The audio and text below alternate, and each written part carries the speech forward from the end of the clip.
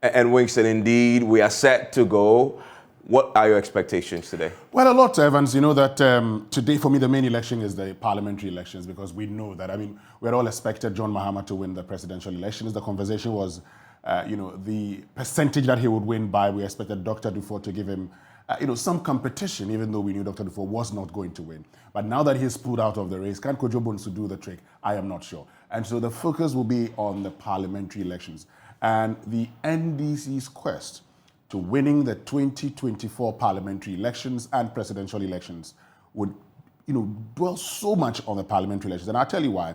Because this election could go into a second round, as we've seen in previous years, 2000, 2008, for instance. If that happens, the party with the largest number in parliament, highest number of parliamentarians, can always go back to delegates and say, the electorates and say, I have parliament, so why don't you vote for me? So that's why, for me, that is where the elections are. Indeed, and let's start tonight from the NDC headquarters, where my colleague MFR Pau is joining us right now with all the action, because this is going to be the center, the nerve center of today's national elections. Hello, MFR Pau. What's the feel like in the strong room of the NDC headquarters? And I can see in your background that it's set.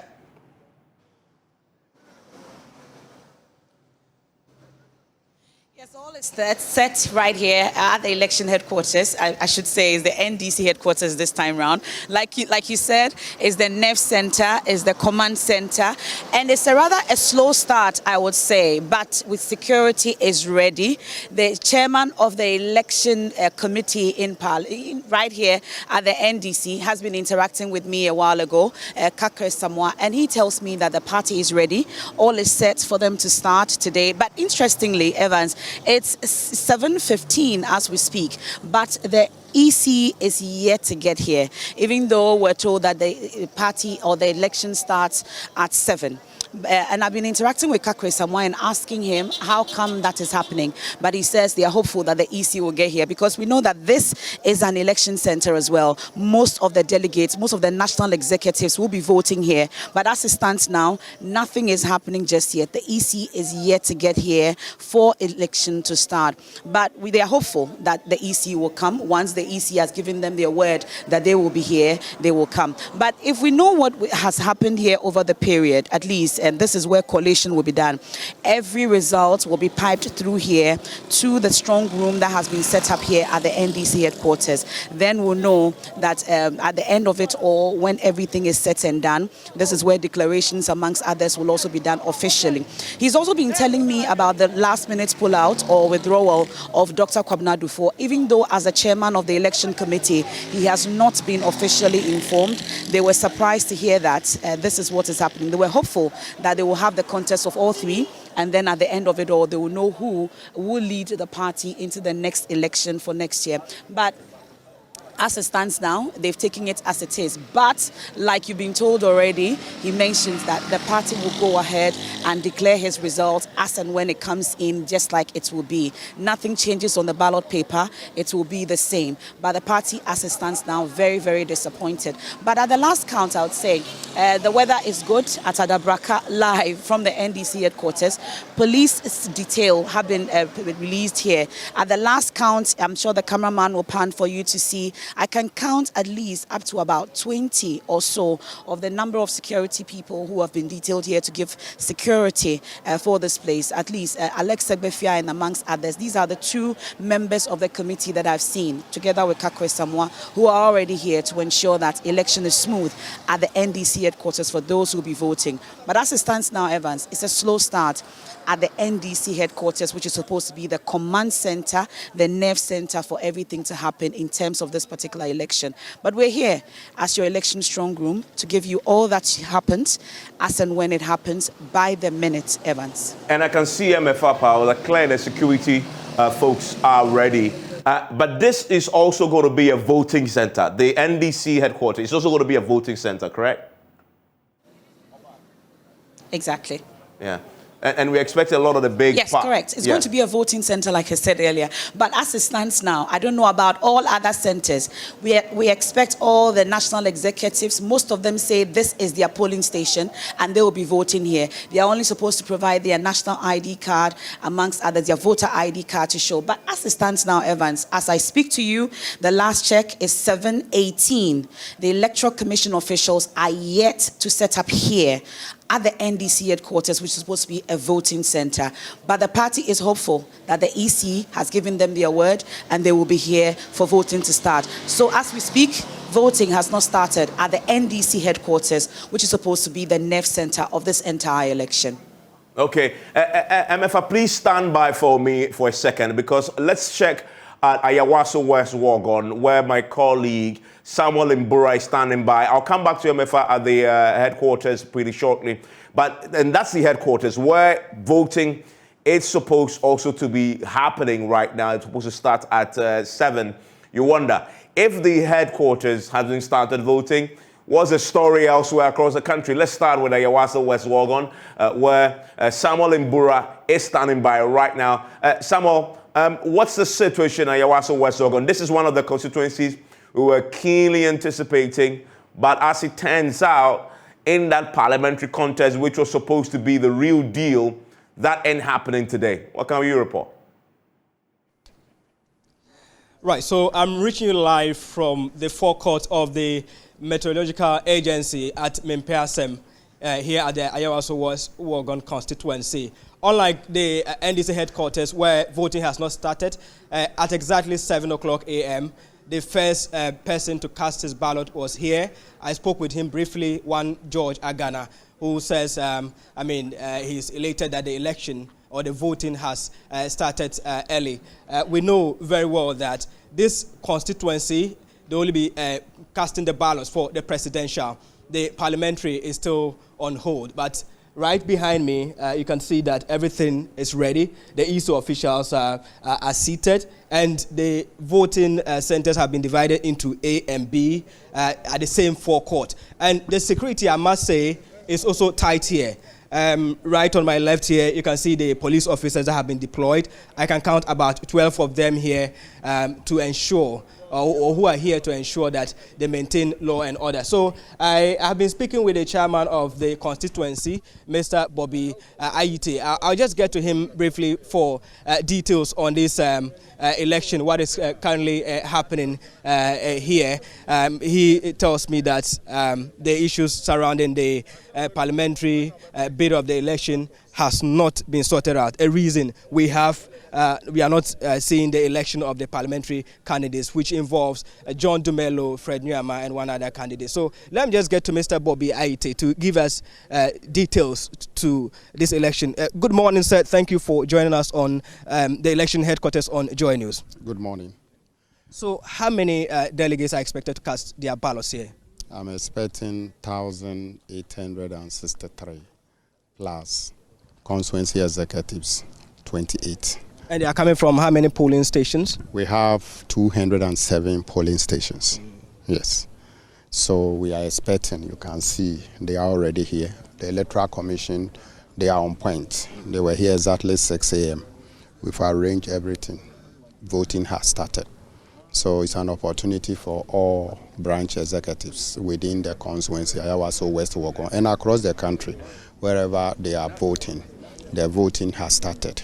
How did that play out for you? Because we know some constituencies have not started. Is it the case that you had an earlier engagement with the ESO officials, or they came here earlier by themselves? The Electoral Commission was engaged and the time was established. So I'm sure, I can say possibly my constituency election director is on point for being here on time. Materials, everything is on time. The police are also here. My delegates are arriving gradually.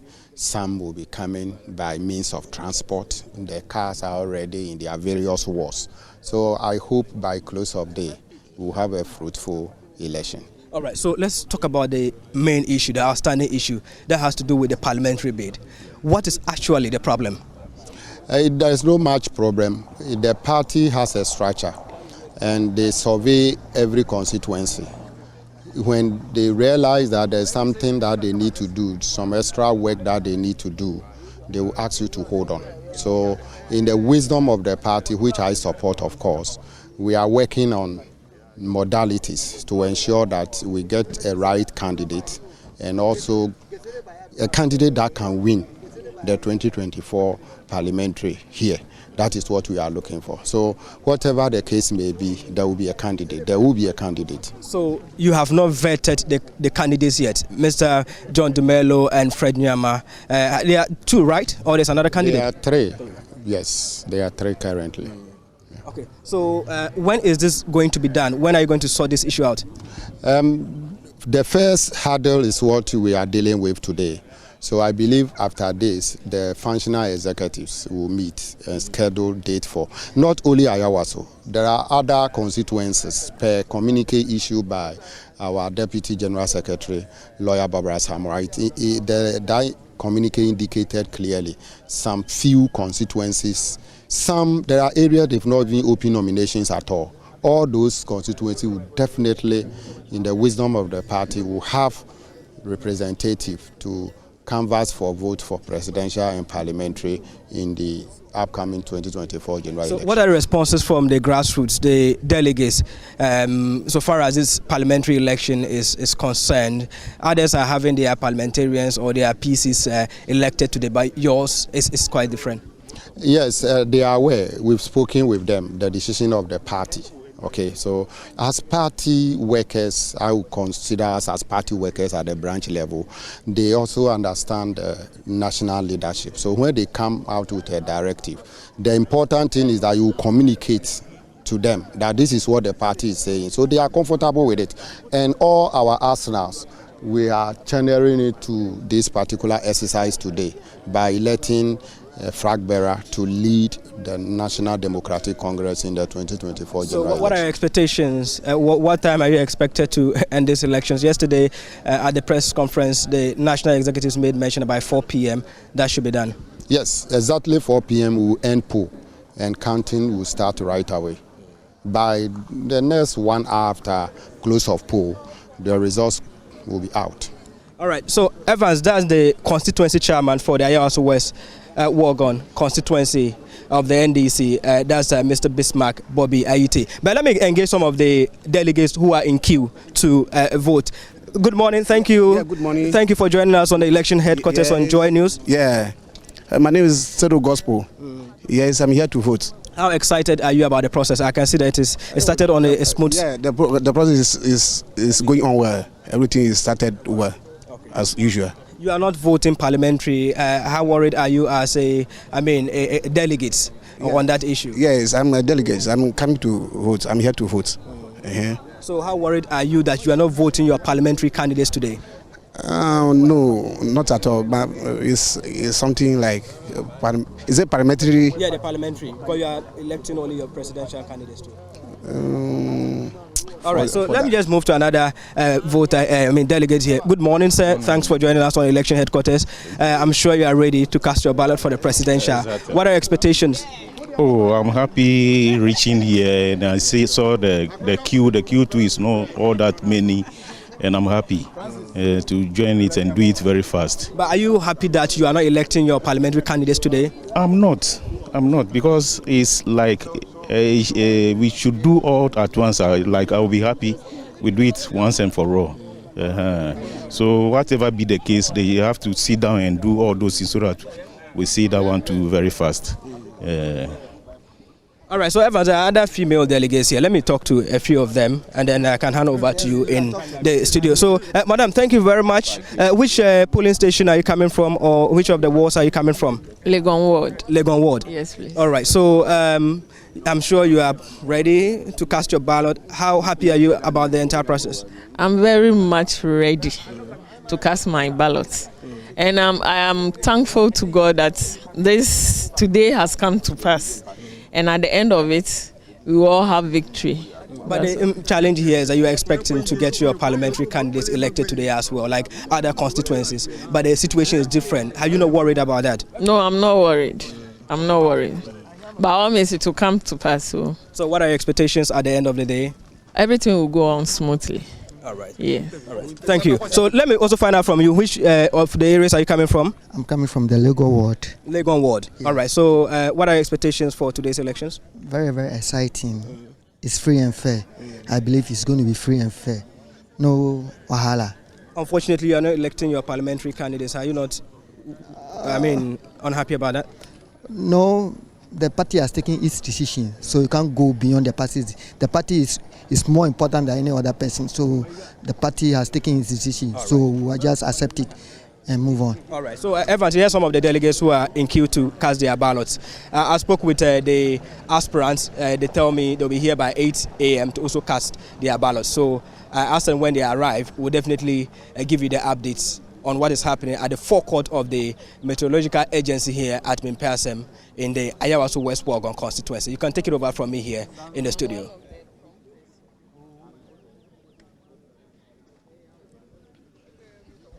You know, these delegates and find out from them how they intend to vote in the presidential election. It's a two-horse race now. Other persons who are still intending to vote for Dr. Kwabena Duffuor, for instance, as a way of a protest, if you could find out from them, we'll be very glad. Samuel Mbura. Okay, I think... Okay, I doubt if someone can hear us. We'll try and get someone back for a bit more interaction with that, because that is an interesting one. The fact that he dropped out of the race yesterday is something we need to find out from the delegates. A lot of them are getting an opportunity for the first time, I guess, to process it and also to speak about the decision of Dr. Kwabena Duffuor to pull out. Hello, Samuel. If you can hear me, we're interested in finding out from the delegates there, giving us your quick reaction to the pull-out of Kwabena Duffuor overnight and the presidential also. Yeah. And now that he's pulled out, do you still have people in there who would, although he's out of the race, may still want to vote for him going forward?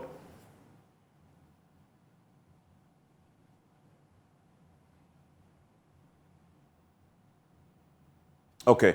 A slight delay there. I have a bit of a challenge here, but can you hear me? I can, yes. Can you hear us? All right, so let me just, I can hear you. Let me just engage the delegates on that. But I've not had any information on any of the delegates who, intended to come and vote for Dr. Duffuor, who has pulled out of the elections and all that. But I will just find out from them since they are all here. Sir, thank you for joining us on the election headquarters on Joy News. Yeah. We know very well that last minute, Dr. Kwabena Duffuor had to pull out. Yeah. What's your response or what's your reaction to that? It's good for him to pull out because he don't have he's not in the race, so fine. It's for his own benefit. So the humiliation will be too much. He might even get 1% or 0%, so it's okay. Okay, so it's not left with John Mahama and Kojo Bonsu. What are you expecting? No, the obvious choice. Kojo Bonsu is just a passenger in the vehicle. It's John. No, see, we need a winning horse. No, we're not going to try somebody again. We tried Akufo-Addo and look at us. He's not become a decent professional. No, we don't want John all the way. So all right. So you are also going for, I can see you wearing John Mahama's t-shirt. Are you supposed to do this on the voting day? Yes, of course. Because it's like, this one is thank God for our one aspirant to pull out. It's a very good idea and we thank him for that. And it's unopposed, that's why I wear the t-shirt today. But no, he's not going unopposed because Kojo Bonsu is still contesting him. No, for them, they are jokers. They are jokers.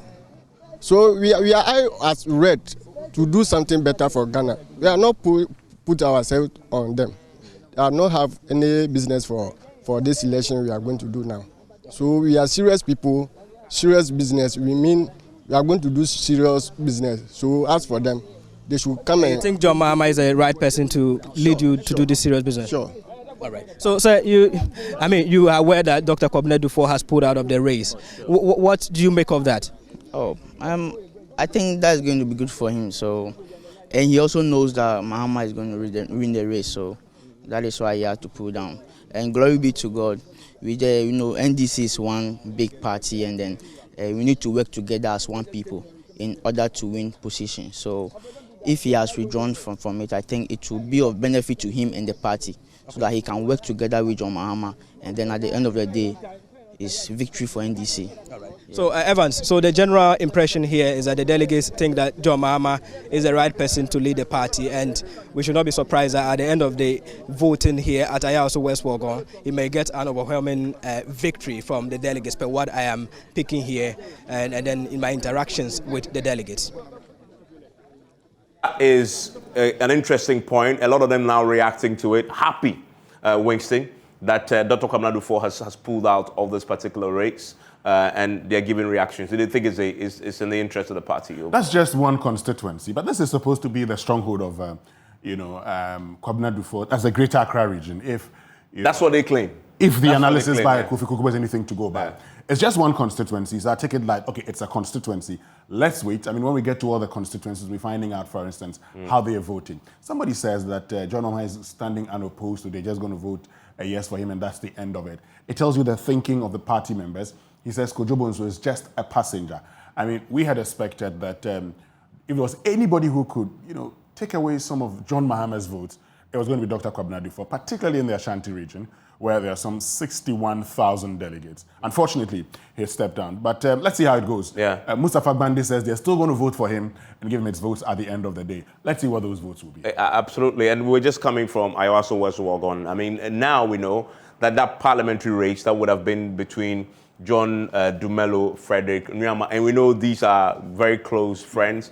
This was a race a lot of people were looking forward to. Winston, and Moses Bayfie Champon, but particularly because of the two gentlemen here, two very close friends. He was his best man at the wedding, and they are both actors. But it's not happening today. It's only the presidential race that has become relevant in that particular constituency. I'll tell you something. Before I even get into the figures, I want to tell you something about this particular constituency. You know that post-election 2020, John Dumelo had been in the Guan constituency, where he comes from. You could actually write on it if you Yes, I mean, my handwriting is not that nice, so I'll let you do the writing. Just write, just go back to that particular one, yes. Write 758 here. 758, okay? 758. And write 99. Just a second here. Yes, 99. I just want to do something for you. 99. 99. So 99. Okay, 758. Okay, yes. And then 99. Separately? Yes, separately. Okay.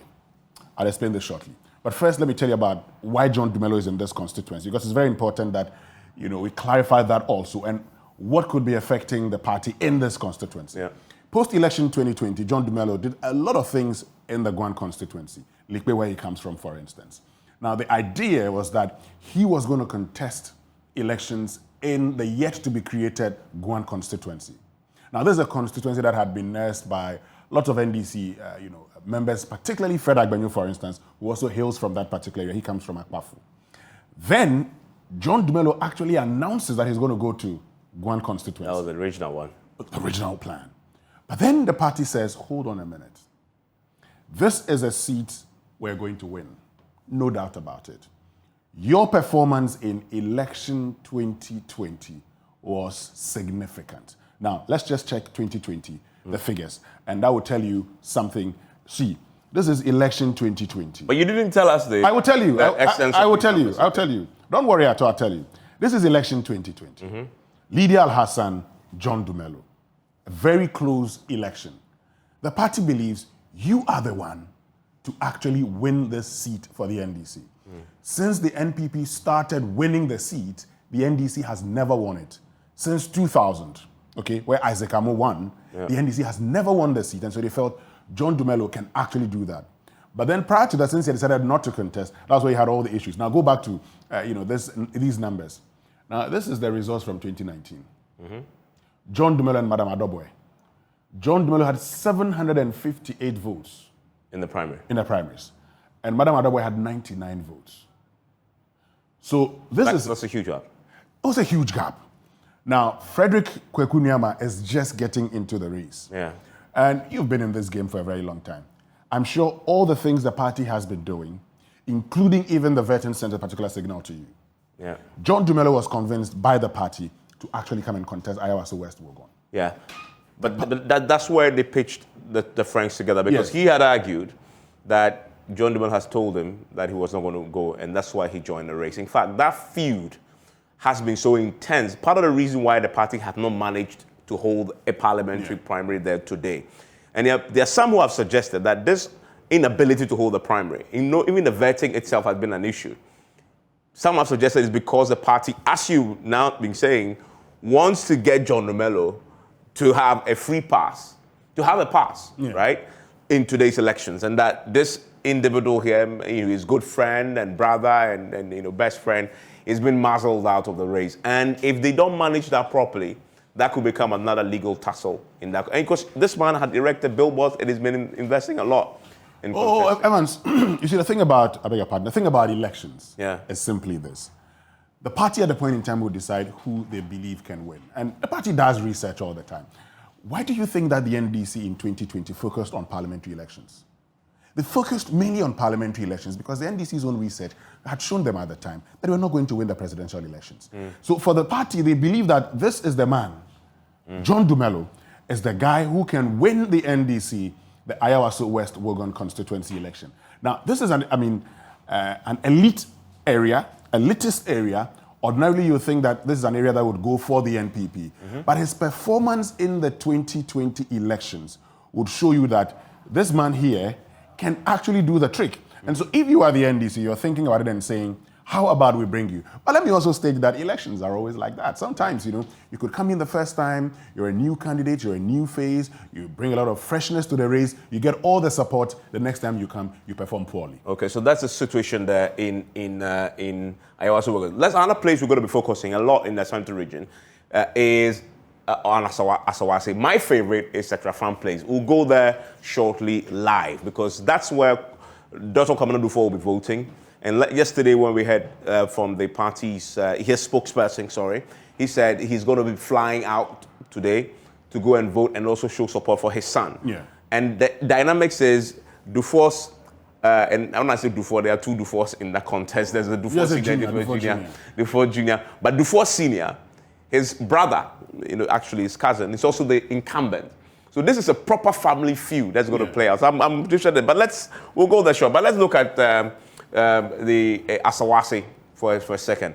This is possibly Muntaka Mubarak's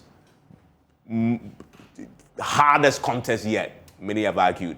Obviously, because of the acrimony coming in, his feud with the constituency executives, the fact that he's been removed from the leadership position in parliament. There is a sense you get when you speak to his camp that the powers that be in the party want him out. And this individual, Masaudu, who I'm told is a businessman, is very wealthy, he's been pumping a lot of money into the race. He is the favored when it comes to the powers to use him as an opposition to Mubarak. I'll tell you one thing. This is a man I know very, very well. I've known him for the past 15 years or so. He's a businessman. Mubarak Masaudu is a businessman. Born and bred in that constituency. And his uncle is the former Hajj Committee chairman, former member of parliament of Yagaba Kubori, Abdul Rauf Tanko. I will do some permutations shortly, once I mention his uncle's name. Now, his father, who's deceased now, known in the community, loved by many. This is a guy who's assisted a lot of people to go to Mecca, and that's why I started by telling you his background. He's a businessman, brought the Green Cross or White Cross into the country, did a lot of philanthropic things, providing boreholes for people, helping people. In 2019, he was disqualified from contesting, Mubarak Muntaka. However, in 2023, that seems, the kind of acrimony between him and the party at the time seems to have vanished. Now, if you hear Muntaka's chairman, constituency chairman of Asawase, consistently attacking Muntaka, the only suggestion and impression I get is that that's the man that supports, Mubarak Masaudu. That's where the challenge is now. Now, Mubarak Muntaka is going to have the race of his life. This one, absolutely. This one is going to have the race of his life. Already, there are suggestions that He has become very unpopular in the constituency. He doesn't care about the constituents, one side of it. Another side says, well, following the contest by this guy, Muntaka all of a sudden is increased his motivation to party members. When I say motivation, you understand. Everybody understands that. Yes. And so it's a very dicey election here. For many of the young ones in the constituency, Mubarak is the guy, Masaudi Mubarak is the guy to go to. Yeah. But for some also, they think that Muntaka, based on his standing even in the NDC, if there's one person that you think may get you there, if the NDC wins elections, it will be Muntaka. The convention has been the fact that he's not really helped the constituency. In recent times, resorting to Facebook and everything, he showed you consistently how he's been helping. But here's, you make the point, and you talk about Muntaka, but we'll go to the constituency live. In fact, we should do that now, shouldn't we? Because we can go there live and get in my colleague, Nana Yaljima, who's standing by for us. Nana Yaljima, thanks for joining us on your election headquarters. And I know where you are now is a hotbed of political activity. There's far more to look at on the screens here in terms of Muntaka's gravitas going in and the performance in the last general elections. But give us a sense of what the stage is right now going into this awesome contest, the Clash of the Titans, Muntaka's fiercest contest yet at Asawase.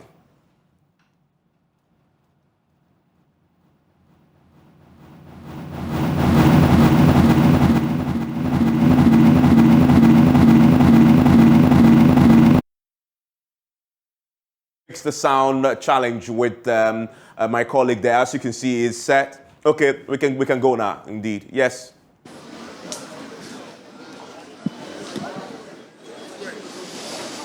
So, Evans, as I was saying, this is the first time in 8 years Honorable Muntaka is getting a contest in the Asawase constituency, and it's promising to be a very difficult one for both candidates. So far, from what we've been gathering here at Asawase, it sounds like Honorable Mubarak is gathering momentum within the Asawase constituency. A number of the youth are, gravitating towards his area. A lot of the youth that I've been speaking to are excited about his candidature. So it will be very difficult for Honorable Muntaka to beat him once again to this election, or to represent the constituency in the general election. But before we talk about Asawase proper, I have with me the General Secretary of the NDC in Ashanti region, Dr. Amoako. He's a very busy man this morning, so we'll be having a brief conversation with him about how the election is going so far in the Ashanti region. Doc, good morning, welcome to Joy News. You've been around some of the constituencies. What is happening on the ground now? Okay, thank you very much. So the region is generally calm for the elections, and everything is set and in place for that. All we are waiting for is for the officials, the officiating officials, that's the EC, to come on board and then to start with the elections.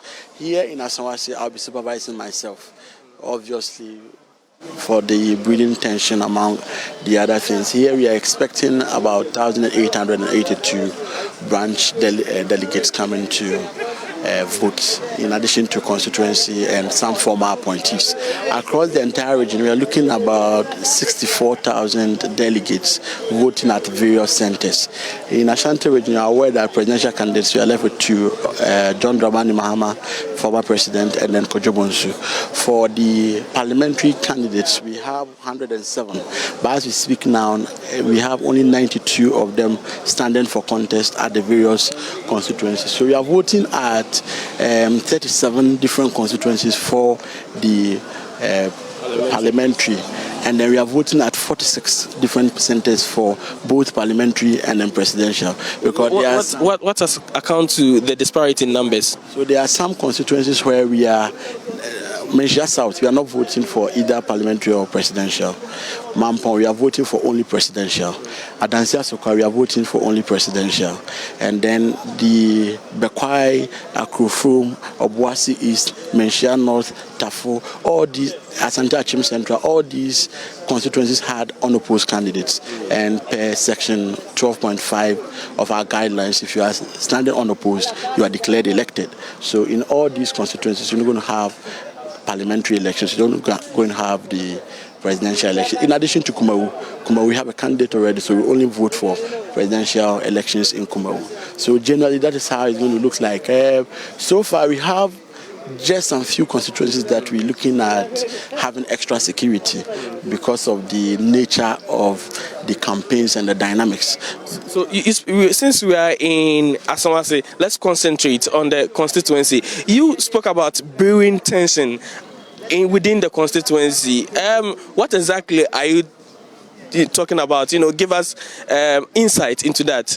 Okay, so both candidates are hopeful of victory in this election.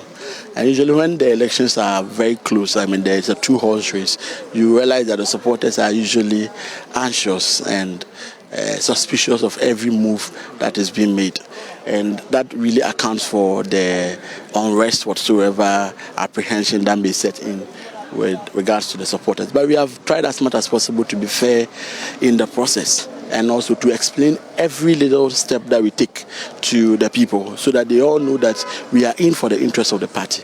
Because this is one of the seats, the safe seats we have in Ashanti region. And we don't want to do anything that would jeopardize our chances so far as this seat is concerned.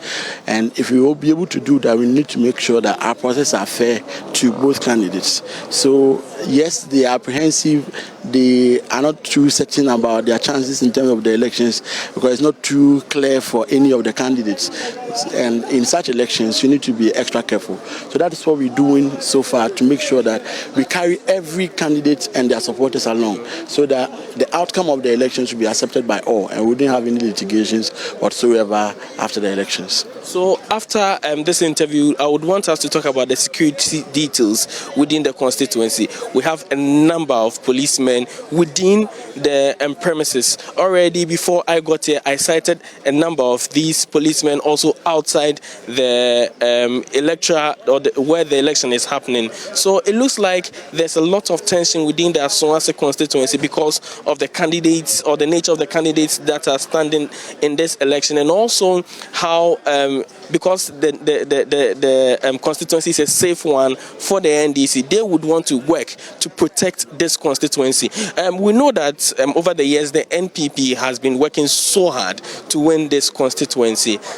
With what is happening within the NDC here in Asawase, on the back of this tension between the party chairman and also the MP now, and also we know that there's been a lot of discussion trying to make peace between these two camps, and the election that we are having today has further deepened the divisions in this constituency. How are you working towards ensuring that even after the election, the NDC is able to close its ranks and work towards ensuring that once again the NDC win the Asawase seat?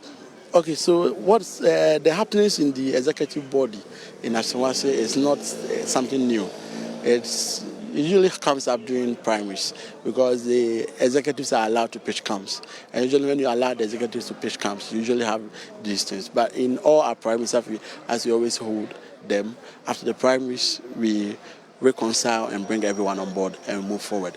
So definitely after this primaries, I mean, this process has been even peaceful as compared to the previous process where Honorable Muntaka went unopposed. But even with that one, we were still able to patch up and still win the seat massively and convincingly. So we're going to do that again in this election. After the primaries today, whoever wins is going to extend a hand of fellowship to the others, the supporters who unfortunately did not make it, including the candidates. And we're going to facilitate that process as a region in ensuring that we protect the seat. I mean, these are normal occurrences. For our colleagues on the other side in the MPP, they having challenges with most of their constituencies, where they even get independent candidates, where they are not even able to conduct elections, including Mampong. They don't have even constituency executives. Yet they are hopeful that they will keep that seat, which is not going to happen anyway. Here, we only have executives elected who have decided that it is their right to support candidate A or candidate B. And they are conducting themselves in a very cordial manner, but they are just assertive that this is the candidate I want, and that's the candidate. We are members of the Democratic Party, I mean, and we believe that after this whole process, once it is an internal democratic process, we need to be able to come together, win 2024, win Asawasi seat, and make sure that we make history in protecting this seat and also winning 2024. Doc, hold on for me briefly. I'll come back to you. So if you look behind me, this is where the election itself is supposed to take place. As you can see, the policemen are seated. The tables and chairs have been set up. But we are yet to see officials of the Electoral Commission bringing their materials for the setup proper to come down. As you can see, there are others, delegates who are also around. They are all waiting for the Electoral Commission to come around so that the election can start. So what many are asking is, when exactly are we seeing the Electoral Commission coming for the real process to start? Finally, before you leave us, Doc, when are we seeing them? Okay, so yesterday we had some of the ballot papers arriving. You are, privy to the challenges we had with the court issues and the delay as occurred yesterday. So yesterday, as late as 8 p.m., we had some of the ballot papers in town.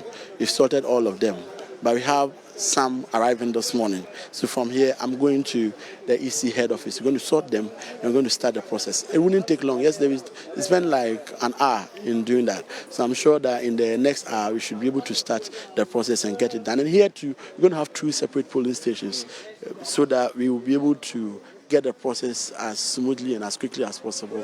And then, so maybe in the next hour, we should be able to start the process. So it's few minutes to 8 a.m. So it means that around 9 a.m. we'll have the EC come in and the real election or the real process will begin. So it is the search for the next parliamentary candidate for the NDC in Asawase constituency. Mind you, Honorable Muntaka Mubarak is in his 2nd decade as MP for the constituency. For the past 8 years, Honorable Muntaka Mubarak has not had a contest here in the Asawase constituency.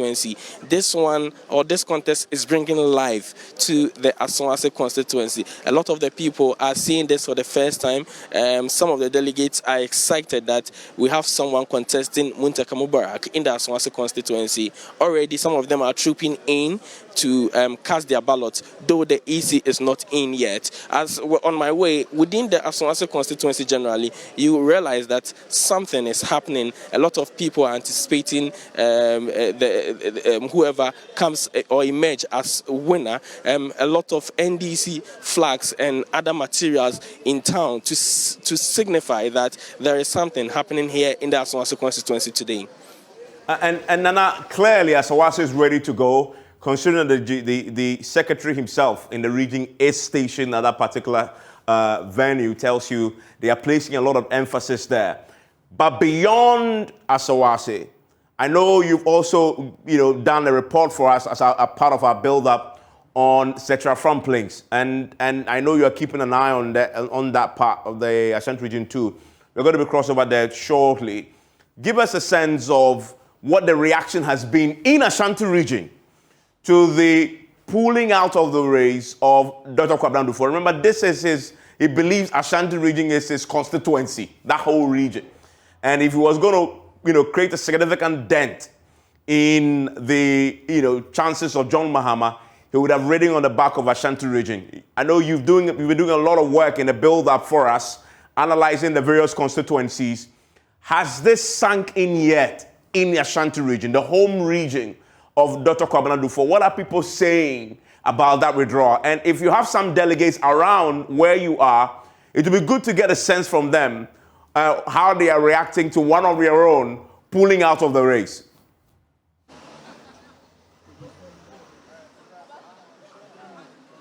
So I don't think that Dr.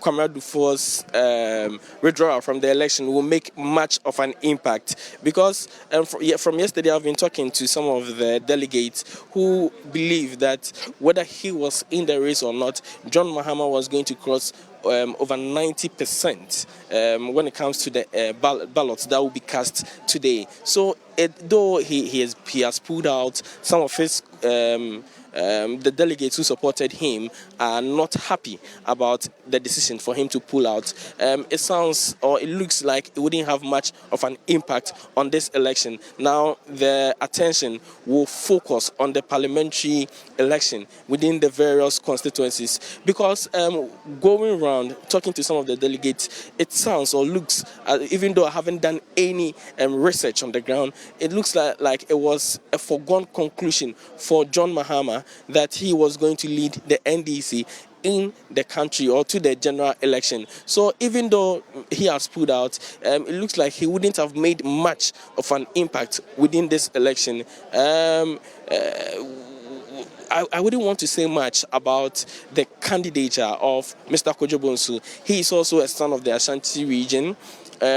He was KMA mayor some time ago. A number of people could relate to him, but it looks like this is not the time for any of these candidates. It looks and sounds as if John Mahama is already leading the NDC to the general election. So I would go ahead and try to get some of the delegates to speak to. Earlier, I cited the PRO, or the communications officer for the constituency here, and I would be taking his thoughts about Mr. Dufour's withdrawal, Dr. Dufour's withdrawal from the election. Garden Boy, welcome to Joy News. Yesterday, the news came out that Mr. Dr. Dufour would no more contest in the election. How do you take it as someone within the NDC who have played a lot of roles in the NDC, in the Asawase constituency, to be specific? It's a welcoming news, a refreshing news to the party faithfuls of the NDC. Looking at the kind of resources and investment prospective candidates of the various presidential and parliamentary elections have made going into this election. So any last-minute hitch from the camp of Honorable Dr. Kwabena Dufour would have been disastrous. So when the leadership of the party at the national level and the Council of Elders met with the leadership of Dr. Dufour for him to withdraw the case and discontinue the case, it became a refreshing and a welcoming news to most of us, the NDC faithfuls. How is that a welcoming news? Because it's a contest, and we were expecting all the candidates to, stand this contest, go the full race, and let's see who is best fit for the NDC. Does it mean that the NDC already had a candidate in mind? Yeah, for sure. If you make a deep political introspection on the chances of the NDC winning the 2024 general elections, you will get to understand the fact that His Excellency President John Dramani Mahama is very appealing to most of the Ghanaian voters. So the NDC was able to inform most of Ghanaians of the good side of His Excellency John Dramani Mahama. So any candidate vying against him in the internal contest of the NDC would have been a candidate who is going to diminish the fortunes of the NDC. So we were even appealing to the party faithful to allow the former president to go unopposed. But we are a party of democratic principles. If somebody has picked form to contest against him, it's refreshing. But if you look at the quantum of work, the investment John Dramani Mahama has made in this country, he has been the one of the most successful presidents the Fourth Republic has ever produced. Based on his prospect, based on what he has done, we, the NDC faithful, think that he is the best candidate to remedy the poor and hardship Ghanaians are going through under this MPP administration. So to us, we think John Dramani Mahama is the best candidate. Any candidate contesting against him is doing that on the basis that maybe they have selfish or individualistic personal motive, but the collective interest of the party is supreme. And most of those who have the collective interest of the party are the grassroots and the delegate. Right. And we think President John Dramani Mahama is the best candidate to lead the NDC to glory and victory going into 2024. Right. Thank you very much. That's the view of the communications director for the Asawase constituency about the withdrawal of Dr. Dufour for from the election. So we'll continue to stay on the ground. What I can see now is that some of the delegates are now coming in. The party chairman and some men just walked into the electoral or the area where we are having the election. So more of them continue to troop into the Kumasi Central Mosque for the election. And Aljuma, I'm curious. We are curious, right? Yes. Because we are seeing that almost all the executives have come to Asawasi. So Asawasi, why are they all in Asawasi, Nana Aljuma? What's the intel? What's it about Asawasi that gets all of them there?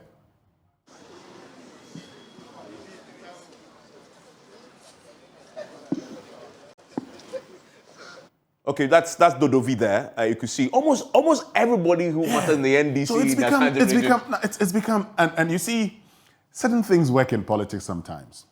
When the whole system is against you, it's two things: either you lose or you win. Yeah. Sometimes you get sympathy from your, electorate who say, "Why is everybody against this man? But we like him." Sometimes also it's only a confirmation of what, the time is up. That your the time is up. Is Muntaka's time up? That's the critical question. No, but for everything I've seen today, considering that they have 4 constituencies in the Ashanti region where they currently have members of parliament, to have all the executives focusing almost exclusively on Asawa, it tells you a story. And this is okay. So that is in a shot. There is Sam George, and this is the another constituency that is going to be one of the titanic clashes of all time. Ningo Pram Pram. We're going to be crossing over there live very shortly. Stay with us. And we're also going to go to Adenta constituency. But let's quickly wrap up on Muntaka because there's a lot of action we need to get to quickly. But that's the thing, right? There is just this, it appears there's this grand conspiracy to get him out of the place. And you had the communications officer almost suggesting, the pull out, etc. And you get a sense that it appears that, the executive, and he's been fighting the constituency. In fact, there was a point where he was accused by the constituency chairman of actually being part of a crime. Yes. And he has sued him, right? So going into this, the place has become very toxic for him. He's almost standing alone in this fight. Look, and that's where the problem is. So, when he was fighting, he had a lot of people around him at the time. And we can speak to this. He delivered the numbers. Look at this. Let me tell you something. It's a constituency I know very well. Right from, Muntaka came into parliament in 2005, actually. Yeah. He didn't contest in 2004. Adamu Jibril died in 2005. And so there was a by-election, and then he came. But let's just leave everything and stick to 2016 and 2020. Because that's key. That's key. In 2016, for instance, the race very close. The conversation at the time, and the man who contested Muntaka and gave him a run for his money, actually became the MCE. Yeah. So the conversation at the time was that make him MCE so he can endear himself to the people and eventually unseat Mohamed Mubarak Muntaka. But then in 2020, he won convincingly. Yeah, there you have it. 66.4% of the votes. His best performance yet. In 5 elections? Yes. So that would tell you that this is the man. Unfortunately, prior to 2020, I've told you about that young man, Masaud Mubarak, who was contesting him, and who now, and there were instances where you had national executives together with Mohamed Mubarak, with Masaud Mubarak, actually breaking their fast. Typical, clear example was Joseph Yamin. Yeah. He, together with Masaudu, joined other Muslims to break their fast. And by the way, Yamin is also an origin. Yes. Originates from the Ashanti region. From the Ashanti region. Yeah.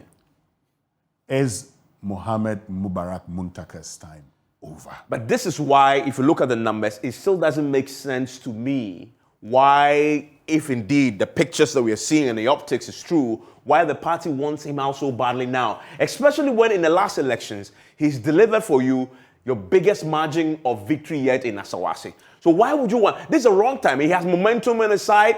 He showed you he can deliver the numbers. He's performed even creditably there. Why do you want him out now? Do you remember after they were removed as leadership, his argument was that we're close to the primaries. This is the worst time you do that. It is. So is it a case? Sorry. is it a case of the John Mahama factor? That the perception that he's not a John Mahama person, and so he must be thrown out under the bus? Well, that's something you hear probably. But for Muntaka, if you see all his posters, he actually goes with John Mahama, of course. I mean, you can't go with any candidate apart from John Mahama. Yeah. But he has his, he and John Mahama on the posters indicating that he supports John Mahama. Well, Evans, in the coming hours, we would know whether this is the last show for Muntaka Mohammed. Look, there's going to be some significant casualties, significant surprises.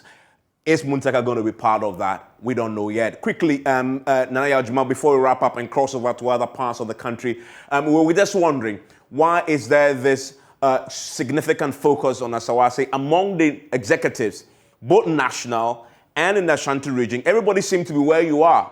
Meanwhile, there are 4 other constituencies that they hold on to in the Ashanti region that they should be focusing on. What is your guess? What feeling are you getting? Why are they focusing so almost exclusively on Asawase?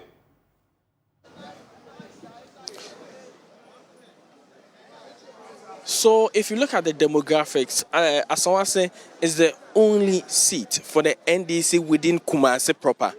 So the others are outside Kumasi, and they would want to keep the Asawase seat. And also, if you look at, or if you do a deep investigation into issues within the Asawase constituency, the NDC is very divided, and this is where the most of their votes comes from when it comes to the Ashanti region. So they would want to do anything possible to ensure that they keep the numbers within the Asawase constituency. So we have a lot of these party faithfuls, especially the executives, coming in to ensure that peace prevails, and also they are able to cast their ballot peacefully and get the best candidate to represent the NDC within the Asawase constituency. So from all indications, it sounds like the Asawase constituency is very, very important for the NDC, and it's also a seat that the NPP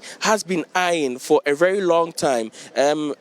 With Wuntumi launching Operation 4747 in 2020 general election, the main focus was on the Asawase constituency. If the NPP is able to win the Asawase constituency, it means that the NPP has been able to break the dominance of the NDC here in Asawase, and also they've been able to break their front in the Ashanti region. So the NPP will need this seat to make a statement. So whatever happens, the NDC sees this as a very important one for them, and if they will continue to win the seat, it depends on who is elected as the candidate, the parliamentary candidate for the NDC within the Asawase constituency. So it's very important for them. Very much, Jima. We're going to be staying with you a while longer later, so please stay with us. Asawase is one of the places we are focusing. We'll go to other places, Ashanti region, pretty quickly. But here's the thing: from Asawase, oh goodness me, you can see in your shot there. One of the places we are going next is Ningo Prampram. Who is that gentleman on the phone in almost like military fatigue? Well, that's some Jatta George. Okay. You can see him. I mean, earlier he was dancing. Was he really dancing? Seems a very happy man. I don't know what he knows, or whether it's Agbin already, but of course, by 6 p.m. we will know. Yeah.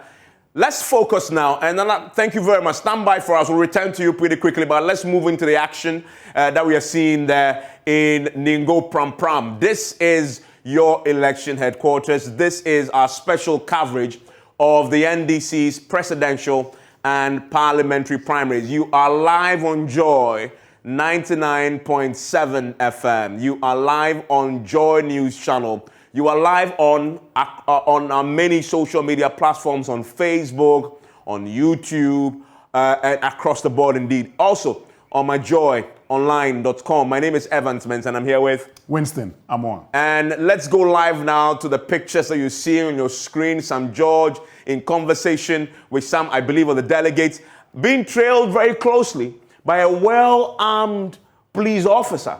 Yes, Evans. Well, he's a member of parliament, and members of parliament today have police protection. So I'm just thinking, that's his police detail. His police detail, following him as he goes around, responding to chairs, giving some directions here and there. He's orchestrating things, showing hands, and the man is a big man. He's a man who likes the optics. You know him already. He likes the optics and all of that. He does. So it's normal. Let's go live to another very diabolical member of the political team who today is stationed there, where the action we expect is going to be pretty fierce and intense. Joseph Akable. Joseph Akable, thank you very much. And I know you are there. You are salivating, waiting for this contest to open. In our shot is Sam George. What else can you tell us? Give us a full picture.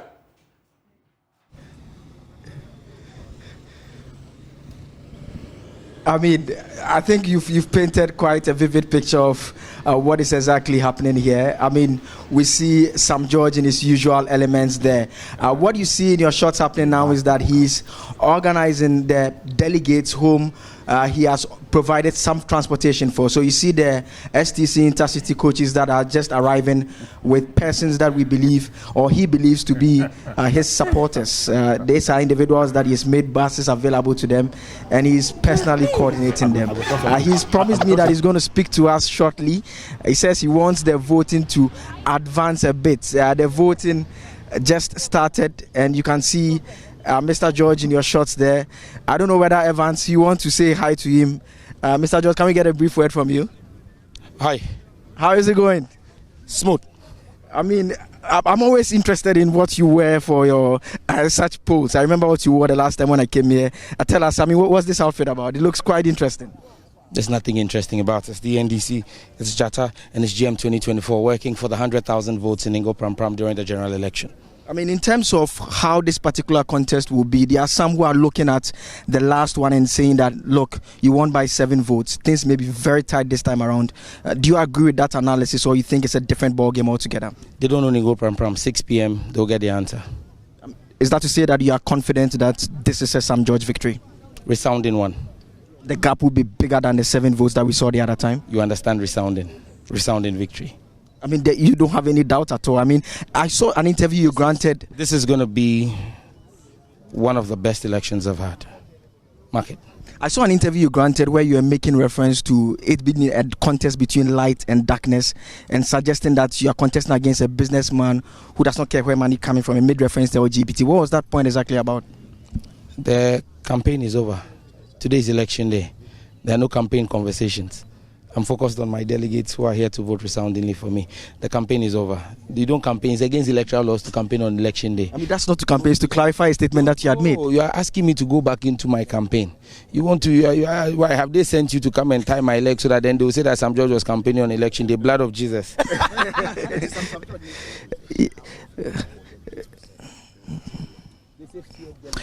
So, I mean, Evans, that's Sam George there. I mean, he's doing the Akan interviews now. We'll still get more from him. I mean, he had actually told us that he was going to speak to us extensively, but I just caught up with him quickly just when he was still organizing his thing. So we're going to get more from him. But you can see the delegates in the queue here getting ready to cast their votes. Voting just started a couple of minutes ago. The interesting thing about this constituency, and I'm sure Winston will chew over it quite soon, is the fact that it's the type of constituency that you can simply say that this is the actual parliamentary election that we are looking at, simply because it's a seat that more often than not, in fact in all situations, has been won by the opposition NDC. So it's a typical NDC seat for many years we know that E.T. Mensah was the member of parliament till Sam George pulled that off in that 2015 primaries, and is now seeking to do his 3rd term if he's able to marshal and get the victory that he wants to get today. And like you heard me ask him, the last time was just 7 votes, and so that is how close it was by Michael Tete Kwete. Is the same individual that is coming up against. At the time, Mr. Nate was actually the constituency chairman of the party. And so the watchers here were saying that the circumstances are different because he's no longer the constituency chairman, and so they believe that the makeup of the delegates list since that time when he was the constituency chairman has changed, and so they don't think that he exerts that much influence as he did now, and so that is the difference by way of how this particular exercise looks. I don't know if we can get a word from some of the delegates briefly. Can get a word from them, boss. Ekoye. I mean, how do you expect things to shape today? Oh well, since we have to select an MP, we are here to do that and see that our candidate will emerge a winner after the election. Can you tell me who the candidate is? No, that is my secret. I don't have to tell you my secret. That one is very important. But we want NDC to win, so whoever will win. NDC is not on the ballot too. Yes, but whoever we vote for here will go and represent us in the national election. So once the person wins, NDC will win. Is that the same for you? Sure. It's victory for NDC as we are starting from today. That will be the 2024. The same victory. So SNDC wins. I mean, at some point yesterday, we didn't even know whether this primaries will happen because of all the court issues. I mean, you guys in Ningo Pram, how was it like for you? Were you apprehensive? Would it take place? What was it like for you? Well, when we heard the information last Thursday, for our belief, we know the election is going to come on, and God be so good. We are here today to bring the victory in. Yeah. How about you? What's your expectation? It's okay. Oh, it's good. Okay. So, I mean, Evans, that is what is happening here. Voting just started a few minutes ago, as I indicated. And so, I'm right here. I don't know whether you have any questions for me, but this is the situation here. A very, very keen constituency where if you win here, it's likely you are going to be the next member of parliament. And so, we all know what is at stake at this point in time. Evans and Winston. And stay Blake, for a second, because when I watched him, he was orchestrating a few buses. Does that suggest that he had paid for the transportation of the delegates? Because I saw him very agitated, trying to get the buses to park in a certain way and get them out. And then he almost was leading the delegates as they came off this particular bus. Is that your understanding also, that he had paid for them and provided transportation for them to come? Because I see the STC buses there. Are they all buses that Sam George had facilitated?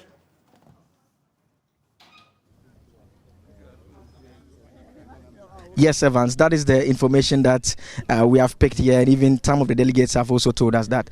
And so these are delegates that he has assisted to ensure that they get in here to cast their ballot. So what they did is that we understand that there was a central point where they all gathered, and they were brought from that central point over here. What we are picking is that at some point in time, the candidate, Michael Tete, will also have his buses for the delegates that he's organizing also will be coming in shortly.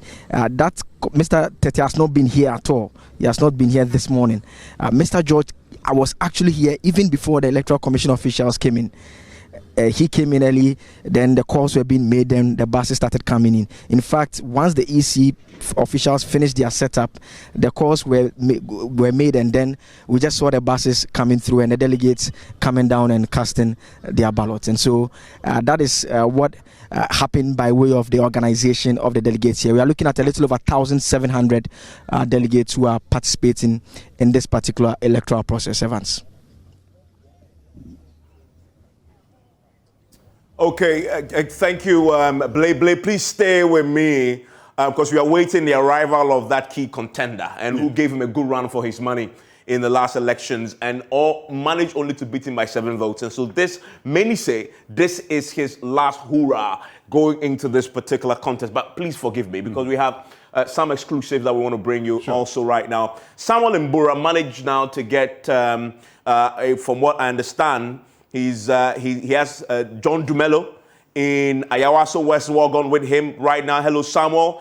If you're ready, you hear me. Let's hear his thoughts. And if he has any indication when their parliamentary primary will come off. Right, Evan. So John Dumelo is not a delegate, so he's not entitled to vote. at the polling center here. So let me just find out from him his thoughts about this election process so far. So after the back and forth, going to court, finally your party is having the elections today. How do you feel about it? Well, I feel happy. I think when the issue of the court cases emerged during the week, a lot of people, were happy. Some people were happy that, the NDC is not united and blah, blah, blah. But as you can see, we all came to a consensus. We are united, and today we are voting for our presidential and parliamentary candidates across the country. All right, so let's look at the presidential. It's now a two-horse race, Kojo Bonsu and John Mahama. Was it interesting or was it surprising for you to hear yesterday that Dr. Kwabena Duffuor had pulled out of the race? Well, yes and no. I mean, in a democracy, you have, contestants always pulling out at a point in time. Last 4 years, Honorable Kojo Bonsu pulled out, during the race. This year, you have one of them pulling out, and then now you had Dr. Duffuor pulling out yesterday. And so it's not surprising at all that he pulled out at the last minute. So what is the indication to you? Is that a sure bet or a sure win, or it still be a hot race between John Mahama and Kojo Bonsu? No. It can never be a hot race between John Mahama and Kojo Bonsu. I mean, the former president is going to win hands down. What I want is that at least he's going to win by over 96%. Is that what the delegates are telling you, or that's your conviction? No, that's what the delegates are saying, and that's what my conviction is also saying. I mean, we are hoping to get, at least I know in Ayawaso West, I doubt anybody would vote against, the former president. But of course, it's a democracy. You would have people voting against for their own reasons. But I hope and pray that in Ayawaso West, the former president will get at least 99% here. Are you disappointed that yours is not coming off today? Talking about the parliamentary primaries in your constituency involving yourself? Not at all. I'm not disappointed. The reason I'm not disappointed is because I believe in the leadership of the party. I believe what they are doing. They are trying to see how best they can resolve this several issues that is confronting the constituency, not just Ayawaso West, but the other 15. But let's be specific about Ayawaso West, Wogon. What is the actual challenge? They know the reasons, and so let's leave it to them to actually... You are a candidate, so you should also know. Yeah, I know, but, at this point in time, we want unity. At this point in time, we want to win the Ayawaso West seat. And at this point in time, I'm confident that even if elections were held in Ayawaso West, in terms of the parliamentary, I would win hands down. You have the delegates saying it. You have even the voters who voted in 2020 saying it, that, John, if you don't come and contest, and if you're not the parliamentary candidate in Ayawaso West in 2024, we are definitely taking our vote out because we've registered because of you and we're going to vote because of you. And so I'm very confident that 2024 we can definitely win. All right, so let's look at the relationship between you and Fred Nyama. He has been your friend for over 10 years. Almost 20 years. Almost 20 years. Wow, that's quite interesting. Yeah. What is the political relationship with him now? Then we'll deal with the personal issues as well. Political relations, if I see you, I'll say hi. What?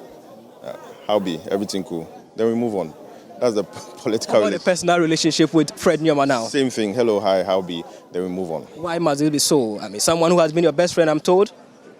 Well, if you have been that best friend or that best man, I don't think you can, do certain things. But what has he done? We are interested to know. What exactly? Bosu, today we are here to vote John Mahama to become the flag bearer of NDC. The Fred issue, let's just leave it aside for another day. So, have you gotten any indication as to when your election will be done?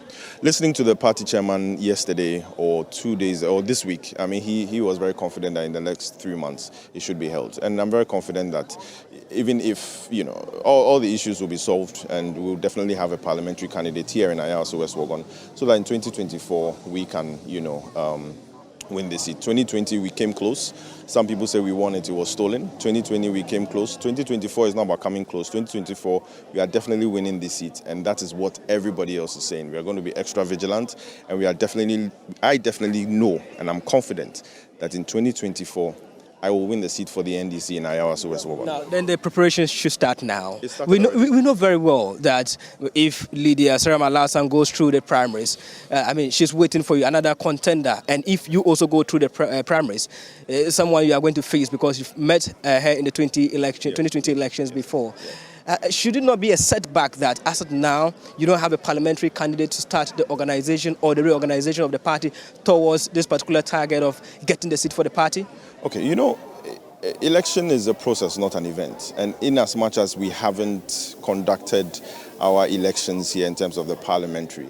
Work has started. Work started a year or 2 years ago to win the 2024 election. I mean, choosing a parliamentary candidate is just, an event. It's just formality. But we have started work a year, 2 years ago to be able to win the seat in 2024. And we are very confident that every, preparations we did or we are doing, we are going to win the seat. I mean, in 2020, I matched Lydia boot for boot. 2024, it's going to be ×2 of what I did in 2020 because Ayawaso West is a very complex area. It's a very complex seat.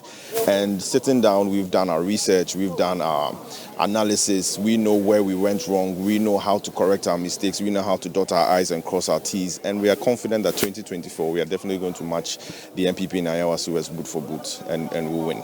All right, so Evans, these are the thoughts of John DeMello. I don't know if you have some other questions you want to ask him as far as the elections is concerned.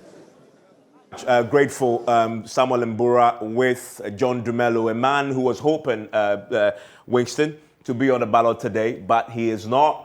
As we wait for the parties to sort out the challenges there, and then later on, we can get clarity on when that parliamentary primary will happen. Let's return to Ningo Pram, where we've just came from before we went to Ayawaso West Wogon, which is a hotbed of political activity. We're still waiting for that contender to arrive at the voting center with his own buses of delegates, as we've seen St. George already do and orchestrate.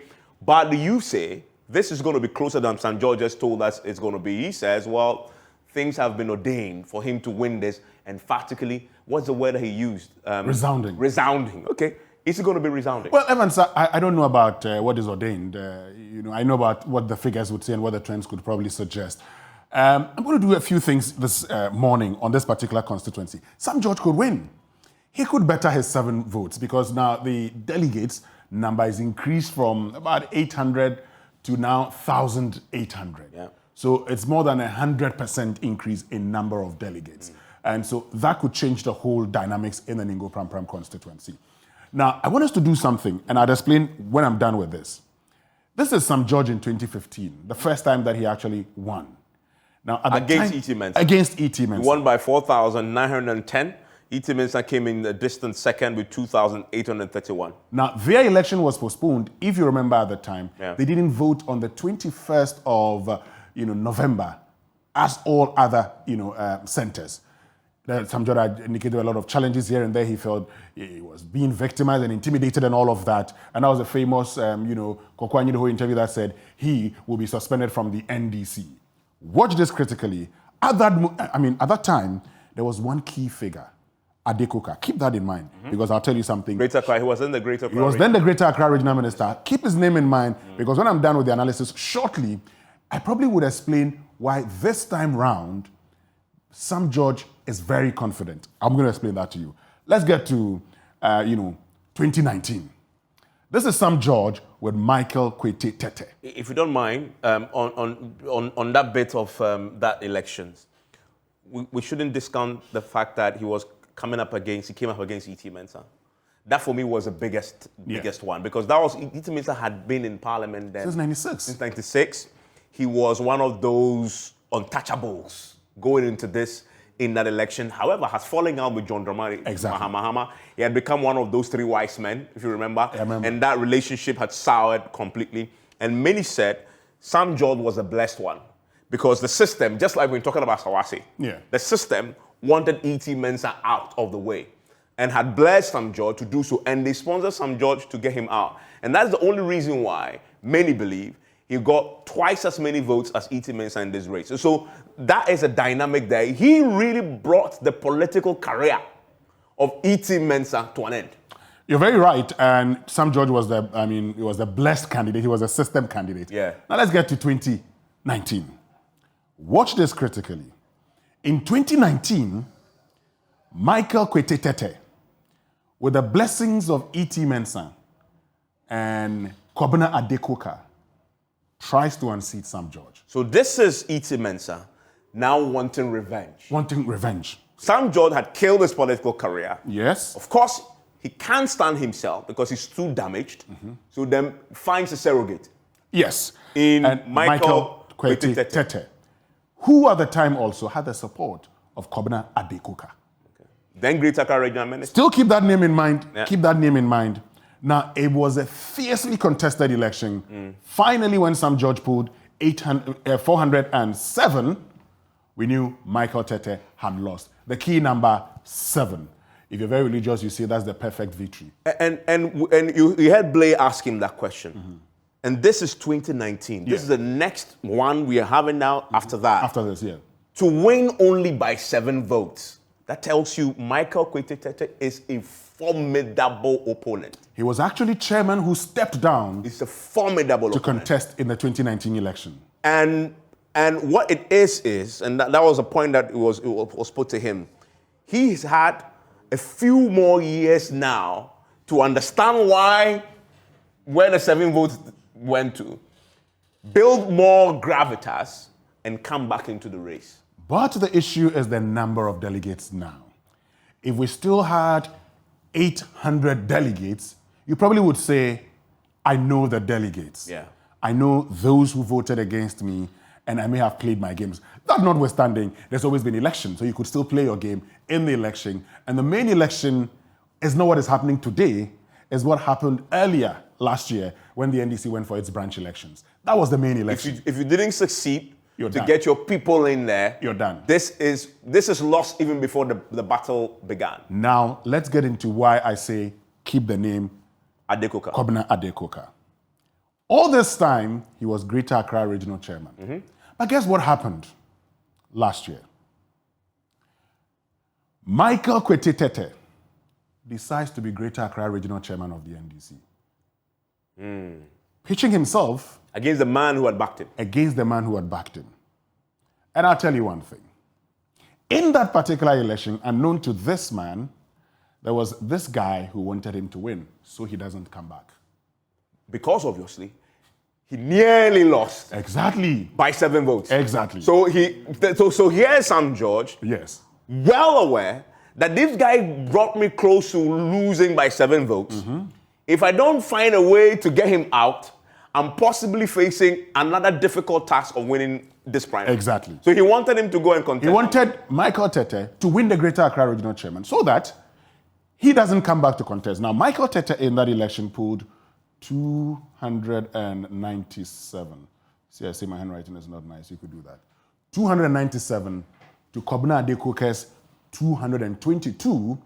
Then Ashimor pulls... Getting very close. Close. Ashimor pulls 327 to emerge victorious. You can say this is the almost close candidate.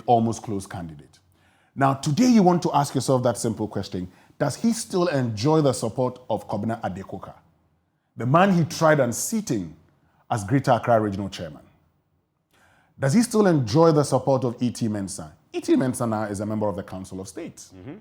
E.T. Mensah, you may have seen him in the pictures of Dr. Yesterday, he was involved in the all of that to try and resolve the conflict. Because you also would want to get those perceived as anti-establishment candidates to get in there and support.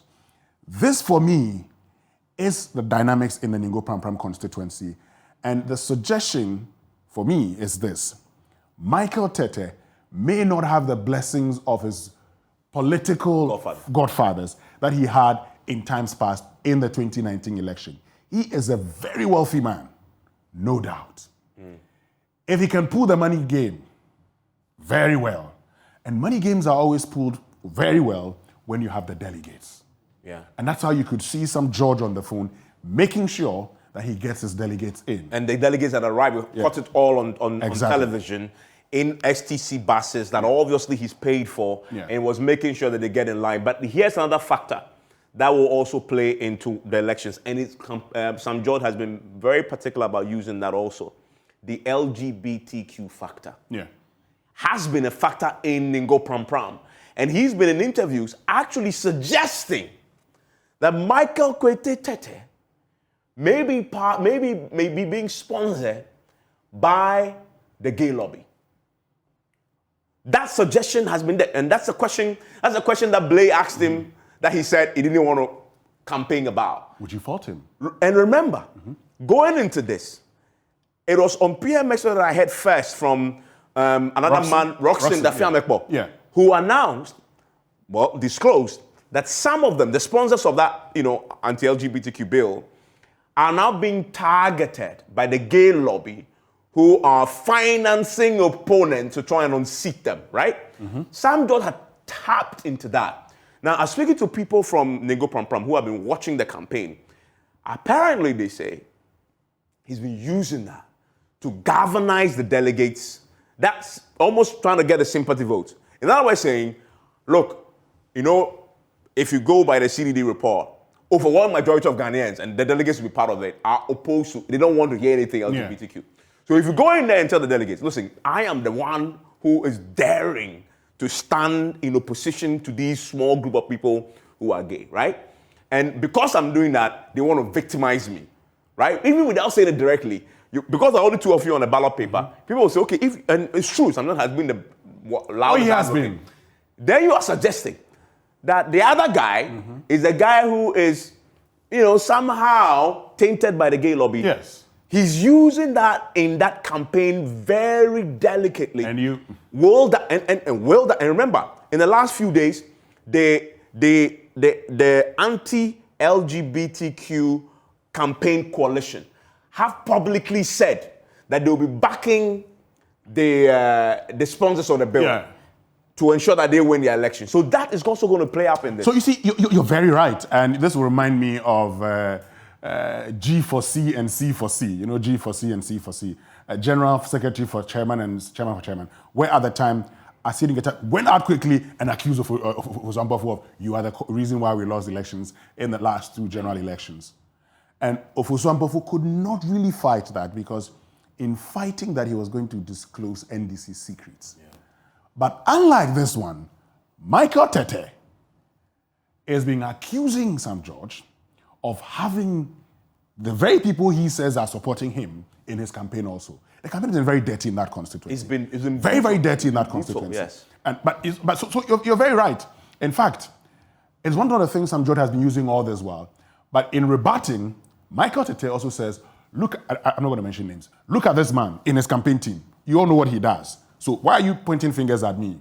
Point fingers at him also. Then, so it's been a bit of a back and forth here and there. But by 6 p.m., we will know. I won't know. It's not, you see, the thing about elections, also because the delegates have increased. Ordinarily, if you had the same number of delegates, you could do the permutations and say, this is going to go this way or that way. Because the delegates has increased to 1,800 thereabout, you're looking at it and asking yourself, what could happen? It could be resounding. He could also get a shock of his life. So almost 1,000 delegates have come to add on to what it was like. Yeah. So that could be significant. Listen, you're so live, you're on your lecture headquarters. This is your special coverage, our special coverage of the NDC presidential parliamentary primaries as well that we are focusing on right now. We've been in Nego Pram Pram the last few minutes. Let's go and connect to Kweku Asante, who is in Adenta. Oh my God, another delicious contest there brewing in Adenta, where guess who is trying to unseat the incumbent member of parliament, Mr. Ramadan. I know you're later, and then a very formidable woman who has also emerged. That used to be my constituency here. Posters are everywhere. Hello, Kweku. What's the story in Adenta this morning? Voting, has it started already? So yes, Evans, just about 30 minutes ago, delegates numbering a little over 2,700 started voting here at the Youngsters School in Adenta. This is one of the most cagey contests here in the Greater Accra region. You know, Evans, that this is a one-term seat. No member of parliament goes beyond 2 seats. And indeed, the suggestion is even that most MPs sometimes get defeated right at the primary level. Wabea Samoa survived that case during the NPP election when he won his primaries, but got defeated in the general election. So it is a very keenly contested election that is going to be happening here. It is Honorable Ademu Ramadan, who is the incumbent member of parliament, going against a former minister for gender, children and social protection, Nanaoye Bampuado, and another person that analysts have said will cause some surprises here, Honorable Ladi Awoni. So that is the kind of context that we are seeing here. You see in your short a number of them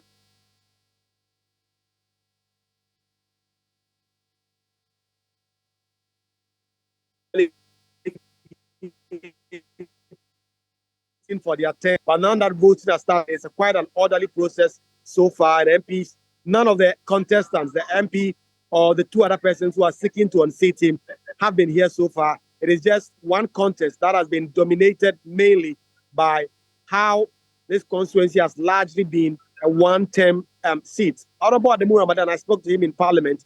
He's saying that he wants to win this election and he believes he will do so. But the reality on the ground is that he has to contend with the historical fact in this constituency that no member of parliament goes beyond a term. And he's actually coming up against formidable candidates in the person of Nana Oyebampo Addo in particular. Nana Oyebampo Addo was defeated in the last primary in 2019. It was not such a big gap in terms of how Mohamed Ademu Ramadan was able to win that primary. And Nana Oyebampo Addo is seeking to make some show here. During our build-up to this election, Samuel Limbura caught up with some of the delegates who said that they were keeping their cards close to their chest, trying to tell you that Mr. Ademu Ramadan is coming up against real formidable candidates. Indeed, there are those who have suggested that the party big whips and the people who leads the opinion in this place maybe supporting Ademu Ramadan, maybe supporting Nana Oyebampo Addo because of the familiar relations that Ademu Ramadan has with the vice president's wife, the second lady, Samira Baumia. All that weighing down on the minds of delegates as they start voting here at Adenta, what we expect that in about 4, 5, 6 hours, because they have 3 polling stations, and it's expected to be closed around 2 or 3 p.m. And then we can get to know whether Ademu Ramadan is going ahead to represent the NDC against formidable MPP candidates. Some names have already started popping up, but the NDC are very much aware that this is a seat that no political party wins, and no particular candidate actually wins for the second term. And so this primary is very important to elect someone who is formidable enough to lead the party into 2024, Evans. So that's the Denton story. As you see, people are already gathered in Denton right now, and the voting has started. Kuku, thank you very much. We're going to be coming back to you for some live, interactions a bit more when it gets a bit intense. MFR Pao is standing by at the NDC headquarters, and that is the engine room. That is going to be the national nerve center for the NDC in coordinating this. A lot of the national executives, council of elders, etc., parliamentary candidates, etc., who are in Accra, who have executives, will maybe go in there to vote as well. And then the coordination will be done there as well. The declaration of the presidential race will be done there. The acceptance speeches will be done there. So we are there for you and bringing you a very live update. We'll be going also to the Upper West region right after MFR. Go to Lambushi, where we have my colleague Rafiq Salam joining us in the constituency. You see him there. We'll go there shortly. But let me go to MFR quickly at the NDC headquarters. MFR, when we came to you at the start of our coverage, it was pretty slow. You were standing outside with the police officers. From what I see right on the screen, I see the EC officials are now there and ready to start the elections.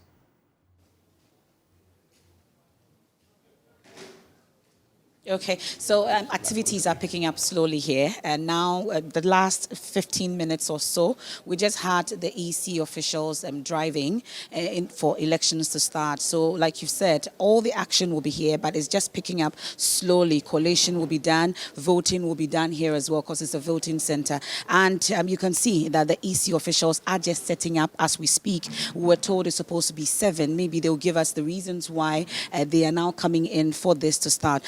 I see the leader of the team for the election EC officials here, and let me just quickly go to her and have a brief interaction with her, because you can see that they have to set up for voting to start. Thank you so much for joining us here on the Joy News channel, ma'am. Okay, you're welcome, and have a good morning. So I'm not sure if you're able to tell us the delegation that is here, your name, and maybe your designation. No, I don't want to do that, but we are EC officials. Fine. So we're told elections were supposed to start at 7 here at the NDC headquarters. As I checked, you came in around 8:30. Can you explain to us why voting has not started here at the NDC headquarters? Okay, we were given directives that would be starting here at 9 o'clock. That's why we are now here. 9. Yes. That's what you were told, that it's supposed to start at 9. So Evans, you heard they were told that it's supposed to start at 9 instead of 8, but instead of 7. So then when does it end? It will end at 4. At 4. So how many voters are we expecting here on your list that you have? On our list, we have 116. 116. Yes, vote. Are you expecting event-free elections here? What really are your expectations as EC officials? We are just hoping that everything will be smooth and fair, and they will be cooperative, and everything will be okay. That's what we are expecting. Thank you. Thank you. So that's a very brief from her. That's the leader of the EC delegation that's supposed to organize the voting here at the NDC headquarters. Very brief interaction she had with us. So we're expecting about 116 voters here today at the NDC headquarters. And like you said, we'll have national executives, some party officials, national executives. Then the chairman of the election committee, Kakwe Samoa, told us that this is where they will be voting. Declarations, among others, will happen. So, Evans, I know you would have to leave quickly, but events are picking up briefly, slowly, right here at the NDC headquarters. And of course, this is the NEF Center, the command center, the collation and everything will be done. Declaration and speeches will be done here. And I know that much subsequently will come to us. So for now, we'll let you go. The first vote is yet to be cast at the NDC headquarters. And as and when action picks up, we'll get back to you. MFA, thank you very much. And MFA is leading a team of our crack reporters there. Elton Brobe, Blazer Soga, all of them will join as we bring in a special carrier from the NDC headquarters very shortly. Now about to begin there. Quickly, before we went to MFA, we were in Adenta. Yes, we're in Adenta. And let's look at the Adenta analysis. What's the picture there? And what are we saying is going to be the likely outcome? Evans, this is 2019, but let's go to 2012 briefly. Okay. Just write 2012 here. I mean, I like it. Write 2012. Okay. Write 2012. So let's do 2012. Yes, do 2012. 2012, just write it up there, 2012. I'd like to do something briefly, 2012. Okay. So we have 2012, yes, 2012. Then write Eduasari. Oh, goodness me. Eduasari. So that's AD. I mean, Eduasari. Okay. Eduasari, or AA, just write yes, AD, Eduasari here. He was the incumbent member, he was the incumbent member of parliament. In the NDC's primaries, he pulled 17. Just 17? 17. It's very simple, 17. Ashimo, he pulled 77 votes. He ended this man's tenure. I see. He was done. Fast forward to 2015. Write 2015 here. And let's make it very simple. 2015. In 2015, okay, let's go to 2015. In 2015, that was the first time. 2015? Yes, that was the first time Ramadan was showing up. 2015. Yes, 2015. So write Ramadan. Okay, Ram. Ram, yes, that's how he goes. Ram 2,387. Yes. 2,387. 87. Yes, 87. And write Ashimo. Ash. Yes. 1,130. 1,130. 30. He was the incumbent member of parliament. He lost. Also lost. One term. Once you win MP, you're So one term for Ashimo. One term for Eduasari. One term for Eduasari. Yes. The question you're asking is it going to be one term? Is it going to be one term for this man? For this man here, you see as Ramadan. But there are a few things to play. Now, this guy is the incumbent member of parliament. He beat Nana Oyelitha at the time by 730 to 559. Now you have Nana Oyelitha as Nana Oye Bampuadu coming into the elections again. What are the dynamics in that constituency? Now, you have Linda Winnie also joining the fray. But for many persons within the NDC, they think this man, Adamu Ramadan Mohammed, is their surest bet in breaking the four. In Adenta is to break the four. No MP goes beyond one term. They think that he is the man. He's well-resourced. You know his background. Yeah. His sister is the second lady of the Republic of Ghana. His brother-in-law is the vice president of the Republic of Ghana. He had worked in the Jubilee House before as a presidential staffer. So he also has the support of John Dramani Mahama. But there are some within the constituency, and if you remember during battlegrounds in 2020, I told you there were people who said they were prepared to run the elections in the constituency for the NDC because they could not trust this man. He won their trust, but there are still elements in there that do not believe that he can get them the second term. So it's his election, but again, between these two, they could pull a surprise. And don't forget that there's another lady in there. Linda Wu, yes. Linda, who is also making a bit of inroads there. Let's go to the Upper West region now. Sure. The first time we are going way up north. And let's bring in Rafiq Salam, who is in Lambushi.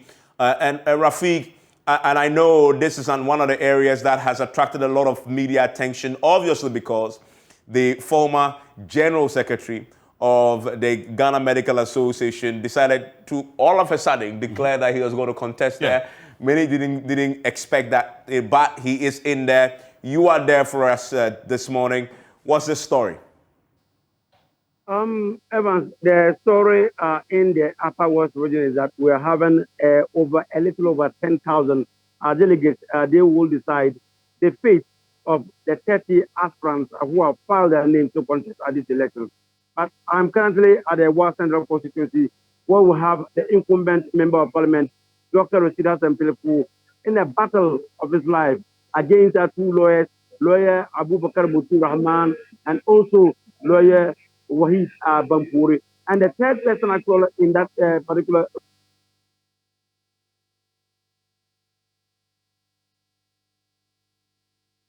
there because of the line. Yes, Rafiq? Okay. Well, I mean, apologies there for that break in that his live link with us. We'll be crossing over shortly to the other place we want to go tonight is the constituency of Ningo Pram. We want to wrap up there before we hand over to Newsfile. As you can see, the queue is still building up, and we are still looking at this concept very closely. Oh, another concept we need to look at is Setra Front Plains. Yes. And we need to go to Setra Front Plains if we can before Newsfile. Why? Because that is a hotbed of Dufour family feud. That is Dufour versus Dufour versus Dufour. Yes, 3 Dufours all fighting in there. Yes. The Dufour Senior will be there to vote this morning. Dufour Junior is on the ballot against his own uncle, who is incumbent. Plus, Dufour Senior will be on the ballot. Yes. Although he's withdrawn from the race. Yes. And we will see how he performs, although he's not in the race. So there's a lot of interest in Setra Front Plains that we'll go and test if we can, if we can get our reporter on the ground to join us. Oh, I think Rafiq is on. Rafiq, if you can wrap up for us. You were giving us a story of Lambushi before we lost you. Okay, Lambushi, you have Dr. Tatius, where you're coming up against 2 other contestants talking about researcher scientist Dr. Emmanuel Kambampa-Yang, and then also the former member of parliament for the Lambushi constituency, Eric Kaiwula, who happens to be a ranking member, a former ranking member in the Parliament Committee of Finance. And so this is an election that a lot of people have a lot of interest in because Tatius Bayo coming in for the first time, and they're thinking that he's expected to surprise the pundits and connoisseurs of the political game by defeating Kariwala. But he's saying that he wants to give another opportunity because he was fairly tweeted and then he wants to come back. But coming back to the West Central constituency, I told you that we have 4 candidates talking about Dr. Rashida Sempelefu, who happens to be the incumbent member of parliament, and he's in the battle of his life against 2 lawyers and also a pharmacist. The pharmacist, Alayi Hudu Mokhtari, who happens to be the husband of Joyce Bao Mokhtari, special aide to the former President John Dramani Mahama. Come up against 2 lawyers, lawyer Abu Bakar Mutu Rahman and also lawyer Wahid Bampuri Idrisu. So it's a tense atmosphere here, right here at the Wa Technical Institute. And then the delegates to decide their fate, 1,885 delegates will decide the fate of these 4 personalities. So it's a little bit slow right here. They are yet to start. And then I can see the delegates trooping in droves at the Wa Technical Institute Conference Hall.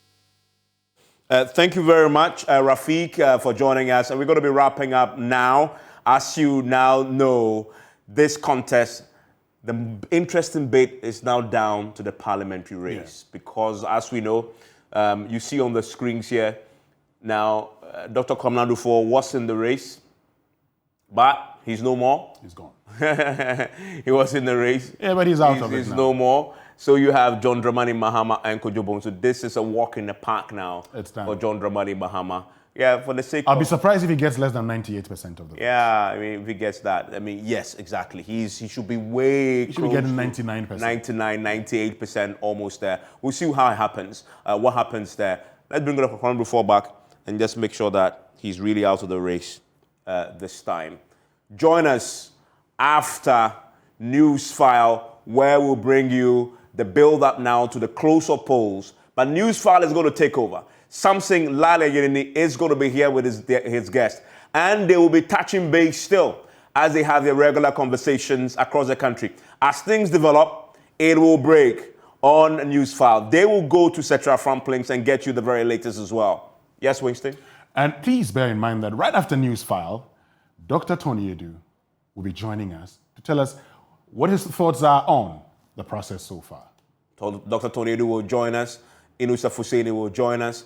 Dr. Ali Dusaidi will join us. Dr. Asa Sante will join us. The big boys at the Political Science Department and the big boys in the NDC.